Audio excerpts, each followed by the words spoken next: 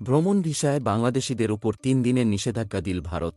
ভারতের পশ্চিমবঙ্গে লোকসভা নির্বাচনের কারণে বেনাপোল ইমিগ্রেশন দিয়ে বাংলাদেশিদের ভ্রমণ ভিসায় ৩ দিনের নিষেধাজ্ঞা দেওয়া হয়েছে।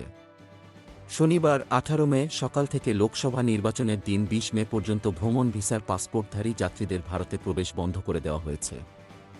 তবে জরুরি চিকিৎসার জন্য বাংলাদেশি পাসপোর্টধারী রোগীরা মেডিকেল ভিসায় ভারতে প্রবেশ করতে পারবেন। এ সংক্রান্ত একটি নির্দেশনা চিঠির মাধ্যমে বাংলাদেশের বেনাপোল ইমিগ্রেশন চেকপোস্ট কর্তৃপক্ষকে জানিয়েছেন ভারতের পেট্রাপোল ইমিগ্রেশন কর্তৃপক্ষ। এছাড়া পচনশীল পণ্যবাহী যানবাহনকে এ বিধিনিষেধের বাইরে রাখা হয়েছে। ২১ মে সকাল থেকে দুই দেশের মধ্যে যাত্রী পারাপার আবার স্বাভাবিক অবস্থায় ফিরে আসবে। আমদানি রপ্তানি বন্ধের ব্যাপারে বেনাপোল বন্দরের পরিচালক রেজাউল করিম জানান, বেনাপোল বন্দর দিয়ে শনিবার থেকে বুধবার পর্যন্ত আমদানি রপ্তানি কার্যক্রম বন্ধ থাকলেও বেনাপোল বন্দরের কার্যক্রম স্বাভাবিক থাকবে। আগামী বৃহস্পতিবার থেকে পুনরায় দুই দেশের মধ্যে আমদানি রপ্তানি কার্যক্রম চালু হবে। Golam Mostafa, desk report, B E news.